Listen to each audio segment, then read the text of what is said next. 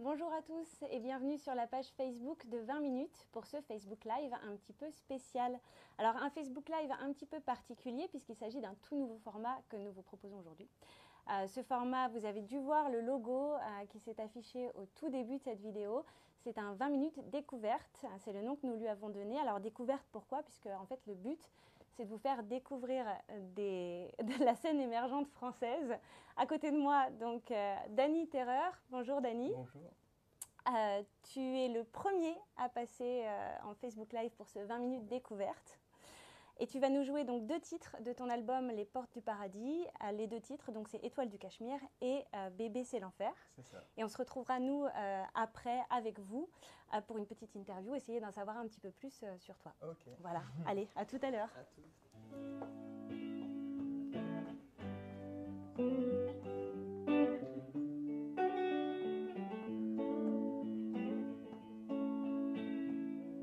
J'ai l'impression au soleil levant, collé sur la rétine. L'étoile s'écroule juste devant, dans le creux de la ville.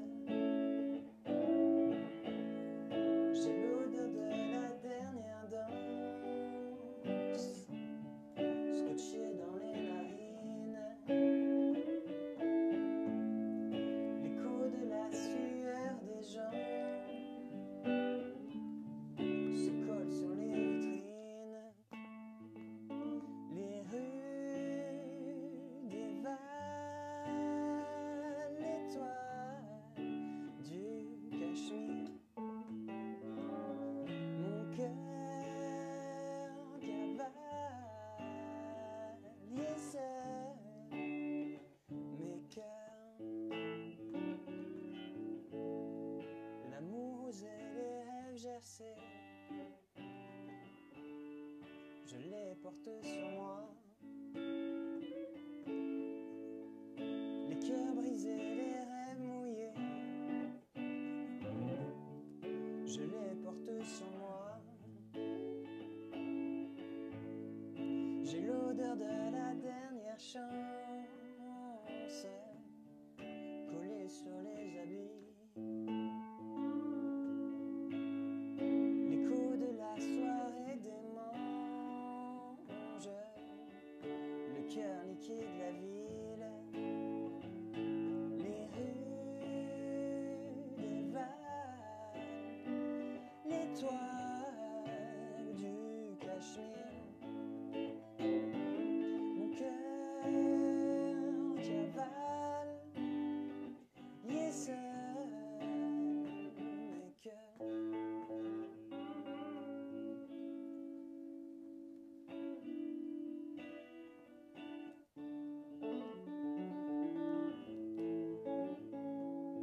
Les rues dévalent l'étoile du Cachemire.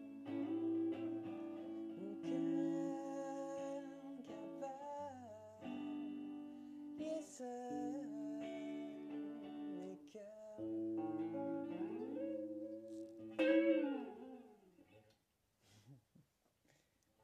Et du coup, je vais vous jouer une deuxième qui s'appelle Bébé c'est l'enfer et qui est dans mon album. Normalement, elle est en duo avec une chanteuse qui s'appelle Alice et moi. Et là, je vais la jouer tout seul avec ma guitare. Du coup.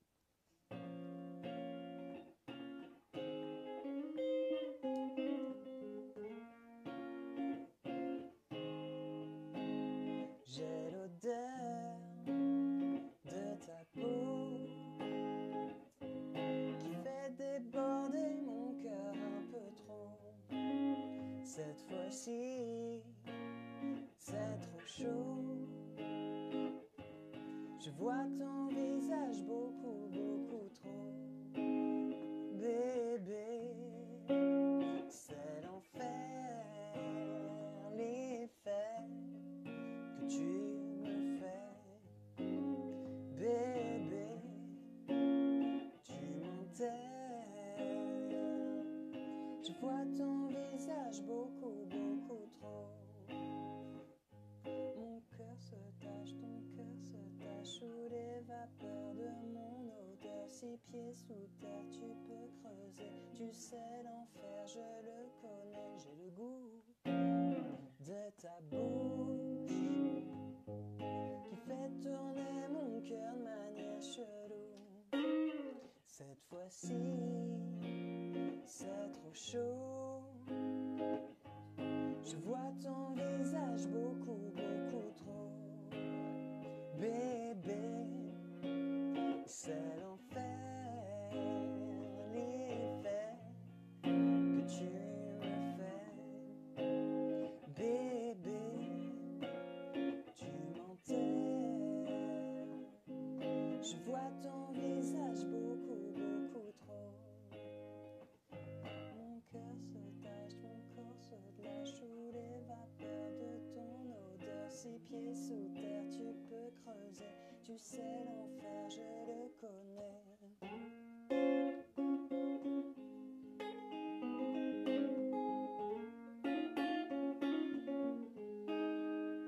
Et j'essaie de garder le sourire blasé du type immortel. Je pourrais même avaler des milliers de larmes de rasoir mortel. Bébé, c'est l'enfer, l'effet que tu me fais. Bébé, tu m'enterres. Je vois ton visage beaucoup, beaucoup trop.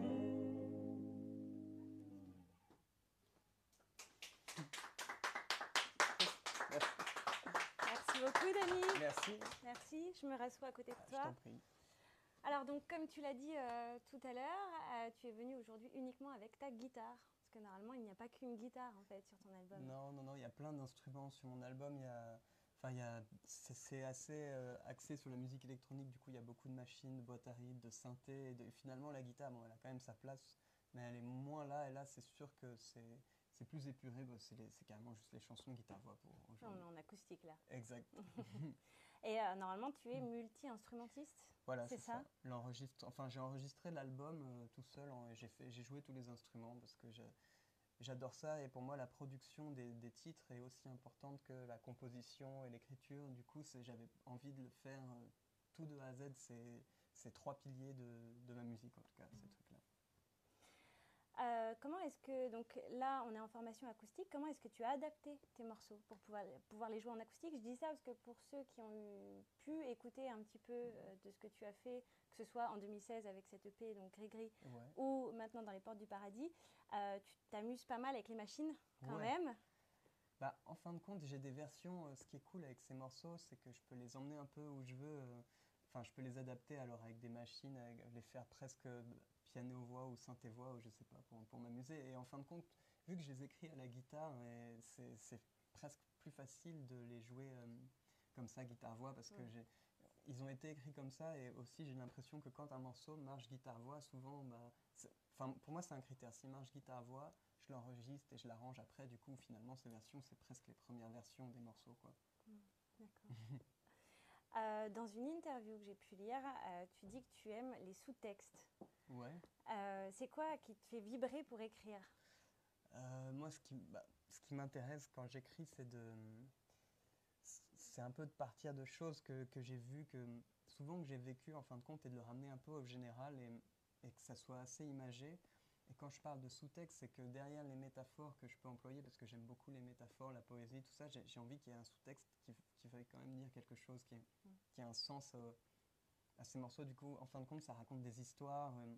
Et c'est plus dans le sous-texte. Quand on écoute, surtout dans Les Portes du Paradis, c'est très imagé. Et si on creuse un peu, eh ben, y a du sous-texte qui veut dire des choses. Et j'espère que ça peut parler à beaucoup de personnes, quoi. En tout cas, ça parle d'expériences que j'ai eues. Et ça parle aussi de gens que je connais ou d'observations, tout ça. Du coup, dans cet esprit-là, ce serait quoi pour toi la chanson la plus folle de l'album? La plus folle dans le texte La plus folle dans le texte, la plus folle peut-être dans les arrangements ou dans la manière dont tu l'as envisagé quand tu l'as écrit? Bah, ça serait peut-être la dernière de l'album, Femme Fortune, parce que c'est la plus longue et en fin de compte, C'est celle où il y a le moins de limites, un peu couplet-refrain. Ça part, au début c'est un peu une ballade lancinante et à la fin ça change de tempo, ça change d'accord, de tonalité. C'est comme s'il y avait deux chansons dans la chanson et en même temps ça s'embrique plutôt pas mal. Bon, ça fait un peu le mec qui se fait un compliment ou quoi, mais en soi ça reste une chanson à part entière, enfin en elle-même. Et à mon avis, c'est la plus osée du disque parce qu'elle est bah, ouais, plus longue et plus psychédélique aussi.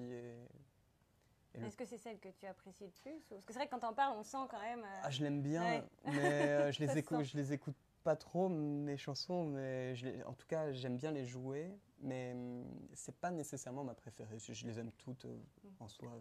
Mais celle-là, en tout cas, je me suis lâché, du coup, je suis content. Je le disais tout à l'heure, tu as sorti un EP en 2016, Ouais. donc ça s'appelait Gris-Gris. Exact. Qu'est-ce qui a changé depuis? Il y a quand même 3 ans qui sont passés. Ouais, 2 ans, pardon. 2 ans, ouais, 2 ans. ouais, c'est vrai.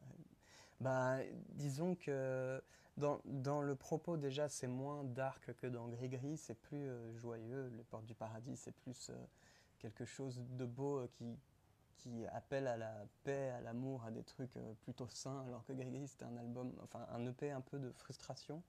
Et aussi, entre-temps, je pense avoir fait des progrès en arrangement et en enregistrement. Gris-Gris, je l'avais sorti assez vite. Après, c'est un disque que j'aime quand même, que j'assume totalement et qu'on peut encore écouter. Mais finalement, l'évolution, elle est plus, c'est quelque chose, il y a plus de maturité, on va dire, même dans les arrangements. Dans Gris-Gris, j'ai essayé de mettre un peu tout ce que je savais faire dans chaque morceau, tout en gardant la structure pop, et parfois c'est impossible. Alors que dans Les Portes du Paradis, j'ai fait plus de choix, plus de parti pris. C'est aussi parce que c'est un album, du coup c'est plus long et on a plus de temps de parole. Et du coup, je me suis un peu calmé, il y a plus de parti pris et les paroles sont plus positives, on va dire. On aime bien mettre les artistes en règle générale dans des cases. Rock, pop, électro, c'est un petit peu ce qu'on ressent quand on écoute ton album. Ouais. Mais toi, tu te mettrais dans quelle case? Est-ce que tu te mettrais dans plusieurs cases, Bah, j'imagine? moi, je me mettrais dans plusieurs cases parce que je suis assez éclectique, j'écoute vraiment plein de choses. Et j'aurais tendance à me dire qu'on peut me classer où on veut. Des fois, on dit que je suis un rocker. Moi, je me sens pas spécialement rocker, c'est le côté guitare. Parfois, on dit que c'est de la pop parce qu'il y a il y a des mélodies. Alors ça, je suis d'accord aussi. C'est de la musique électronique parce qu'il y a des trucs électro. On me dit même il y a des influences un peu orientales dans l'album. Alors, il y a des influences world. Finalement, moi, j'aime bien me dire que c'est comme on veut, peu importe, on peut me classer, ça me dérange pas du tout. Et moi, si je devais me classer, je dirais que c'est de la musique à mélodie, quoi. Donc de la pop, c'est sûr, ou de la chanson, mais c'est tellement vaste qu'en soi, c'est pas réellement une case maintenant. Tout est possible dans la musique et j'en profite en tout cas. Je vais vous abandonner, je t'abandonne 3 secondes parce que je me rends compte que j'ai pas pris l'album. Ouais, c'est un petit peu dommage et moi j'aimerais bien vous le montrer. J'arrive. Donc voilà, on a donc ton album qui est là, donc Danny Terreur, Les Portes du Paradis. On pourra te retrouver sur scène bientôt, dans 2 jours. Ouais. Je prends ma petite fiche quand même pour pas me tromper. C'est au festival Les Aventuriers à Fontenay-sous-Bois. C'est ça, ouais. Avec l'Impératrice, ça va être une belle date, je pense. Ouais. Moi, je fais un set d'1 heure si vous voulez venir. Voilà. C'est pas très loin de Paris, en tout cas, pour ceux qui habitent à Paris. Et si vous habitez à Fontenay, c'est encore mieux, parce que c'est juste à côté. Et la grosse date, quand même, tu peux peut-être inviter même nos internautes à venir fêter le Nouvel An avec toi, parce que ce sera le 31 janvier au Point Éphémère à Paris. Exact, ça sera le dernier jour du premier mois de 2019, donc 31 janvier. Et c'est ma première date en tête d'affiche dans une salle conséquente à Paris, Point Éphémère. Bah, je suis trop content, j'espère que ça sera rempli. J'espère que moi, en tout cas, je vais jouer un set de plus d'1 heure. Et puis, je vais jouer tout l'album. Je travaille beaucoup sur cette date aussi, ça va être une belle date en tout cas. Et ben voilà, donc vous savez tout. Si vous voulez venir découvrir donc Danny Terreur et son album donc Les Portes du Paradis, vous pouvez venir soit dans 2 jours au Festival Les Aventuriers à Fontenay-sous-Bois, soit au Point Éphémère le 31 janvier à Paris. Voilà, merci de nous avoir suivis pour ce premier Facebook Live 20 minutes découverte. On se retrouve très bientôt. D'ici là, bonne journée. Merci, Salut, bonne journée. Salut. Au revoir.